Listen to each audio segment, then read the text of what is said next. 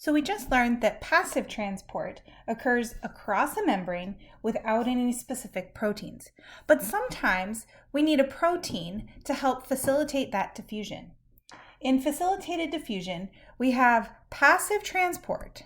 So a solute moving from area of high concentration to low concentration across the plasma membrane with the help of a protein. So this is going to be those transmembrane proteins that we talked about.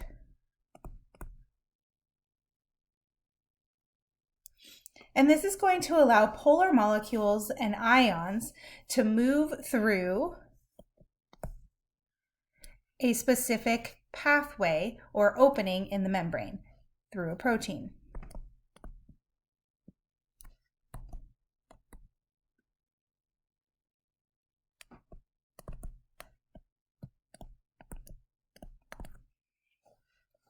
Now those transporters are usually specific, though they don't have to be.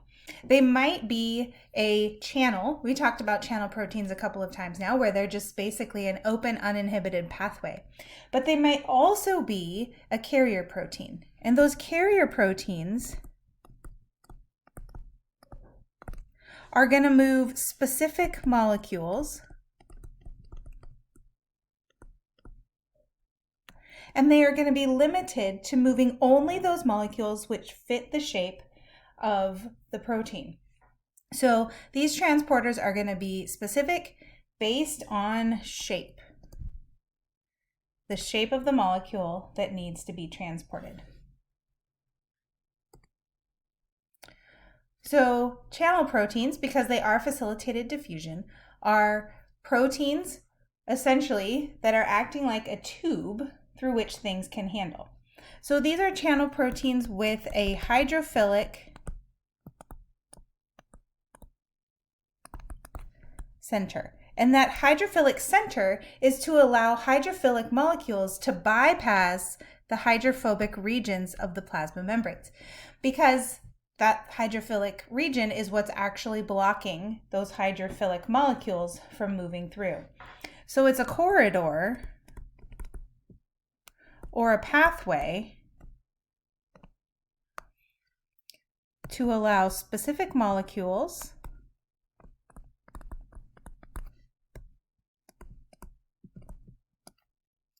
or ions across. Now this is a passive process,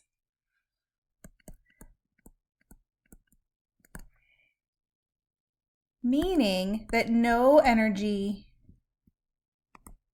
is required. So this is not to be confused with passive diffusion in the sense that passive diffusion requires no proteins or anything. It's passive in the energy sense. Facilitated diffusion can happen by means of energy input or without energy input. And a channel protein, because it's an open pathway that just allows molecules to flow from high to low concentration, we don't require any energy at all to go through. So some protein channels are specifically made for ions. So ion channels allow ions such as potassium, sodium, or chlorine to pass right through the membrane. Sometimes we have gated ion channels. Now this means that they're not open all the time, and they are ion channels that open in response to stimuli.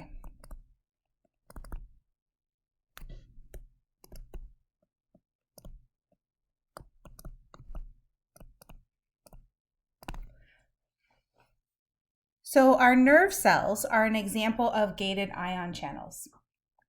And these nerve cells respond to specific concentrations of ions on either side of the membranes.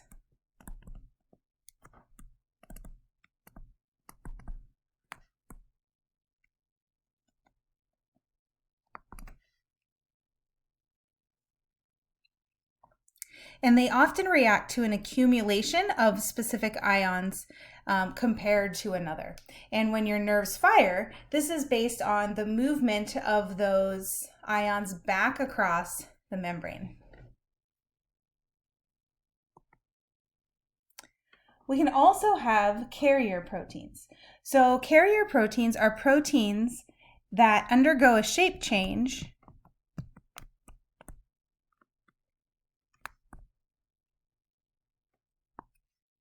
to allow a solute to pass.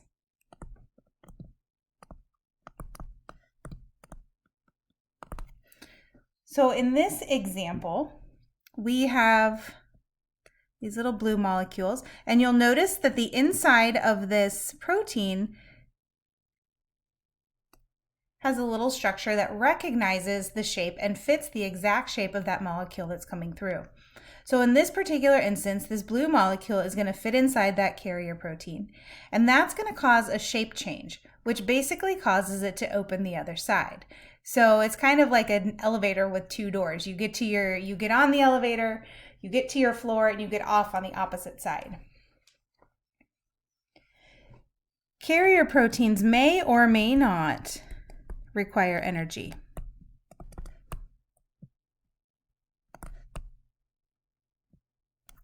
So if this molecule is moving from high to low concentration, high to low concentration, this is passive, and there's no energy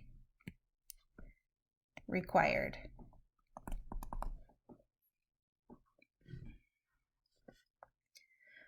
But sometimes energy is actually required. In active transport, energy in the form of ATP or some other types of energy in the cell, but generally ATP. ATP is required to move a molecule or to move many molecules. Now, active transport happens when a solute needs to be moved across or up its concentration gradient. We'll say against. When a solute needs to be moved against or opposite the way that it would move for the concentration gradient in diffusion. These are often carrier proteins because specific molecules are going to be moved. Usually specific molecules need to be accumulated for a particular purpose. So these carrier proteins accumulate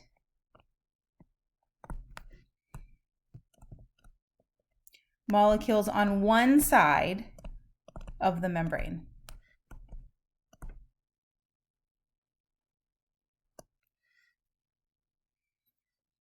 This is important because it allows the cells to maintain internal concentrations that are different from the outside.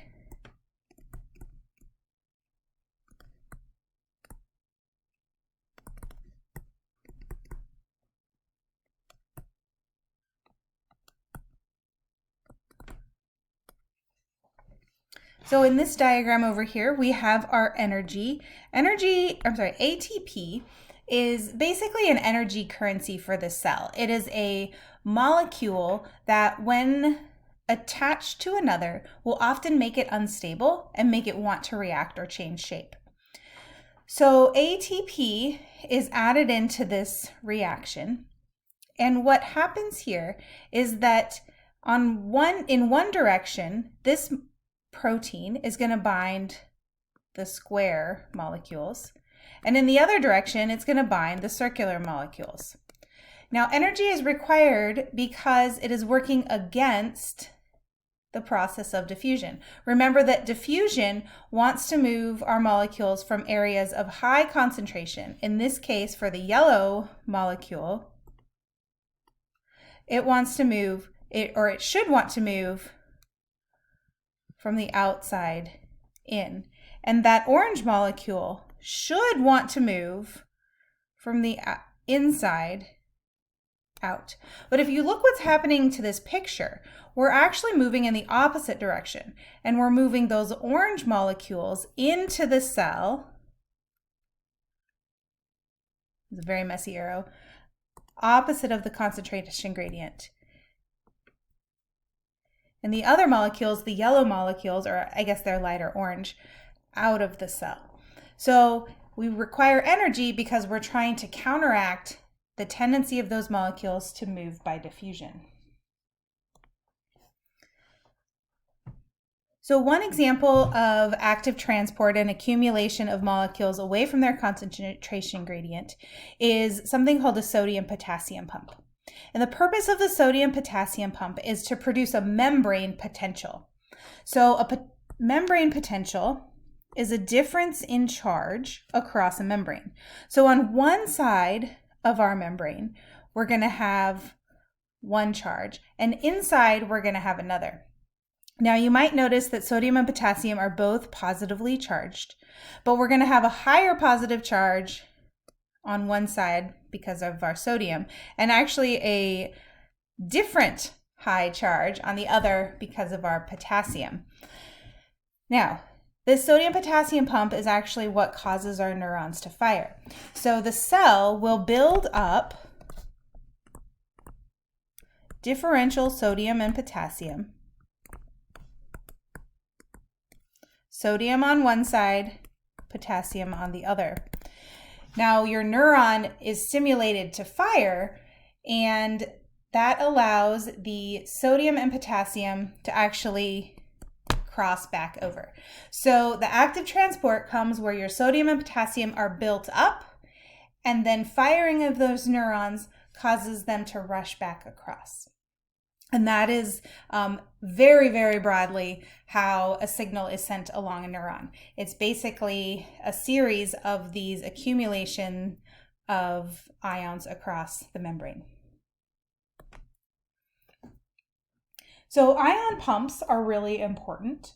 Ion pumps create a membrane potential. So this means it creates a voltage, just like electricity, across a membrane.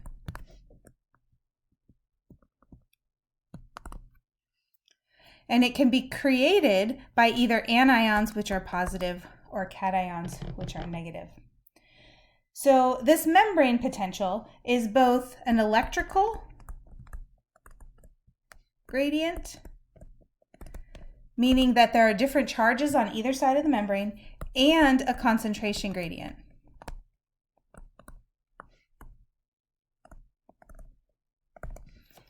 So an ion pump is going to cause an accumulation of ions on one side of the membrane. And because ions are charged, that's also going to cause an electrical gradient, meaning that there's going to be an electrical charge on one side compared to the other. Now we call this an electrochemical gradient, meaning that it's a charge established by a chemical, basically, is what we're talking about. We might have a specific type of ion pump called a proton pump. And a proton pump is going to accumulate hydrogen ions on one side of a membrane. Now we are going to come back to this when we learn about cellular respiration and photosynthesis, when we talk about the electron transport chain. And that electron transport chain allows for a transfer of hydrogen ions across a membrane that is eventually going to be used to produce ATP. So even if we have to use a little bit of ATP to pump those hydrogen ions across, we're actually in the end going to use it to produce a whole bunch more.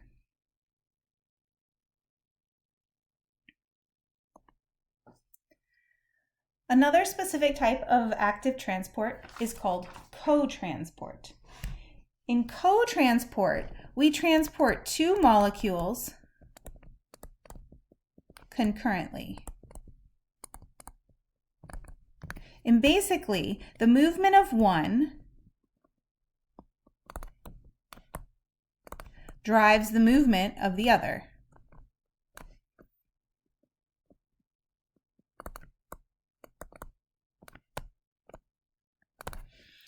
So in the first step, we start with that proton pump, and that proton pump uses a little bit of energy to move hydrogen ions from the inside to the outside of the cell. Now, that hydrogen ion is going to accumulate. And what happens when we have a high concentration compared to a low concentration? Diffusion happens. So in this sucrose cotransporter, hydrogen ions are pumped across, and then that accumulation of that hydrogen ion gradient is actually going to simultaneously, while it goes back through by diffusion through the cotransporter, move sucrose as well. So we're basically using the hydrogen ion gradient to power the simultaneous movement of sucrose into the cell. So for our last discussion of transport, we're actually going to move away from proteins. So we're no longer talking about the plasma membrane and embedded proteins. We're done with those for now. We are going to talk about bulk transport. So in an earlier video for this chapter, I said that proteins are moving small molecules. So it has to be moving something smaller than a protein. Well, what if we want to move a protein? Or what if we want to move another large molecule? So this can happen by something called bulk transport. In bulk transport, the cell uses a vesicle. Remember, a vesicle is basically a little membrane pouch that acts as a transport vehicle. A vesicle will fuse with a membrane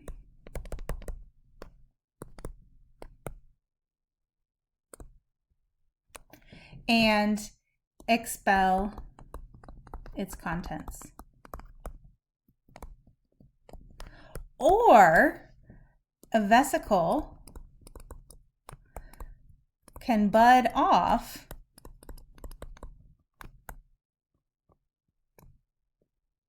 the membrane to bring in large particles. So bulk transport can occur in or out of the cell. You can have a vesicle that moves to the plasma membrane and essentially spits out its contents, or you can have the membrane pinch in and bud off a little vesicle to come in. We kind of saw this actually when we were talking about the endomembrane system and the interconnectedness between the endoplasmic reticulum and the Golgi, and then those transport vesicles. But this is talking specifically about movement either inside the cell or to the cell and out. So bulk transport can actually happen within the cell.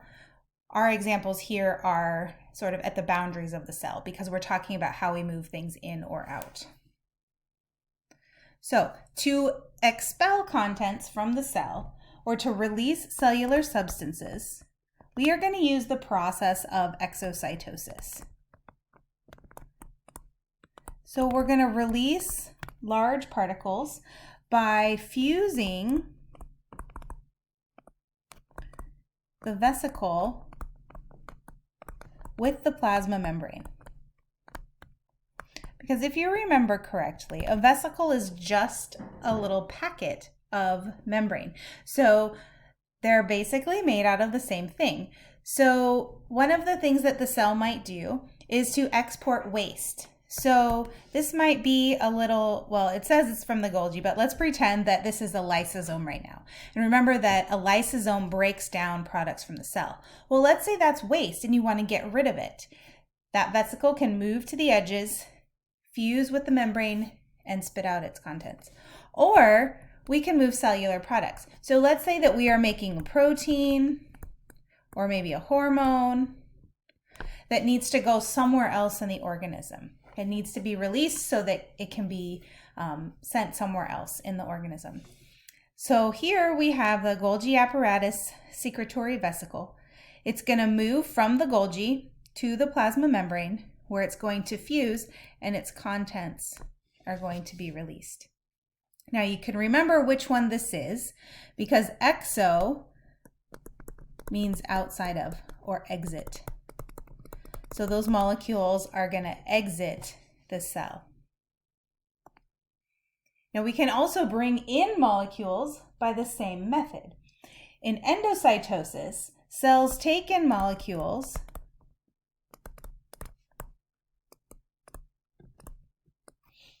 by formation of vesicles.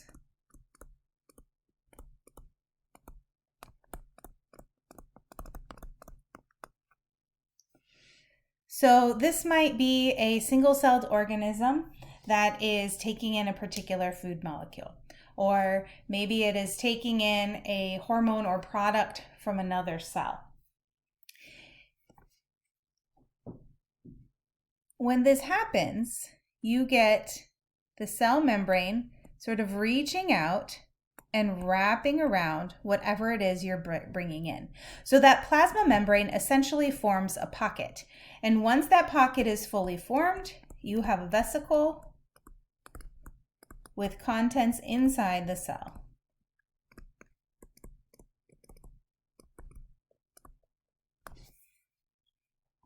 So this picture here shows an amoeba, and that amoeba is engulfing, it doesn't look much smaller, but engulfing a smaller cell as food. So in a way, it's almost like it's absorbing this little algae cell. So in the diagram on the right, we have a cartoon picture of that plasma membrane reaching around and pulling it in. Now, when the cell is engulfing a food particle, this is called phagocytosis.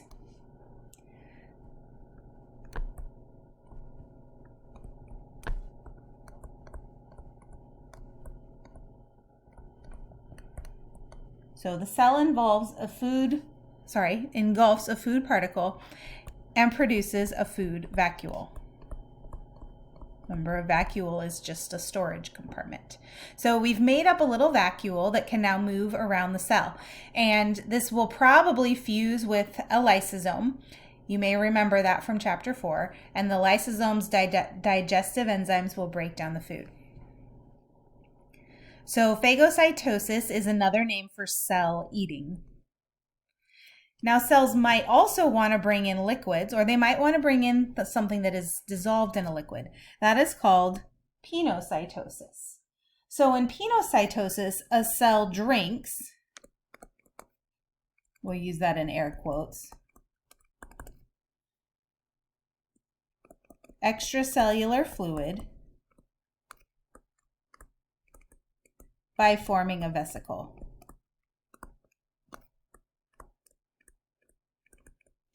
So again, our plasma membrane is going to pinch in and close off until we have this little vesicle that has extracellular fluid with our particles inside.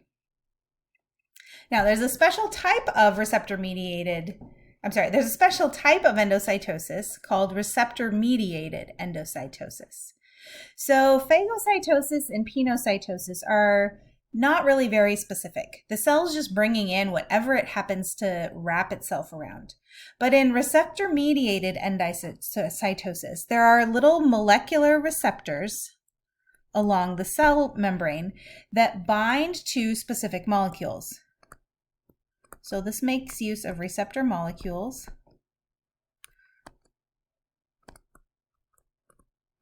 that bind specific molecules to bring in. So you might notice that these ones are bringing in those little triangular molecules, and they are excluding mostly the green ones. So this is a way for the cell to make sure that the majority of what it's bringing in is something specific. Now, it's not completely specific. Some of the little green molecules have got in, and that's okay. But the point is that it's bringing in mostly the molecules that it needs. An example of receptor-mediated endocytosis is bringing in cholesterol into the cell. We talked about cholesterol already. Cholesterol gets a bad rap, because it can cause issues with heart disease and whatnot. But our cells actually need cholesterol. Cholesterol is a precursor hormone. We learned that in chapter 3. And then we learned in the beginning of this chapter that cholesterol is part of the plasma membrane. And since you all need to make hormones and you all need to make plasma membranes, cholesterol is really important. You just have to bring in the right kind of cholesterol in your diet. So in receptor-mediated cholesterol intake, you have specific receptor molecules on the outside of your cell, and those molecules bind cholesterol. The problem comes when the cells are not binding enough cholesterol, or there's too much cholesterol in the diet for the cells to bind. And so when you have excess cholesterol, that's when you start getting into the high cholesterol disease zone. But there is actually a genetic form of high cholesterol called familial hypercholesterolemia. And in this disorder, individuals don't have any receptors to take in cholesterol on their cells, or they don't have enough receptors. And so cholesterol remains in the bloodstream.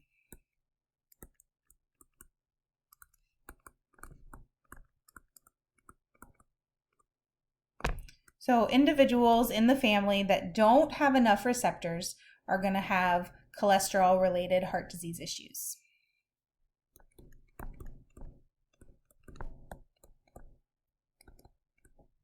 Because that cholesterol is remaining in the blood and cannot be taken in and processed into the cells.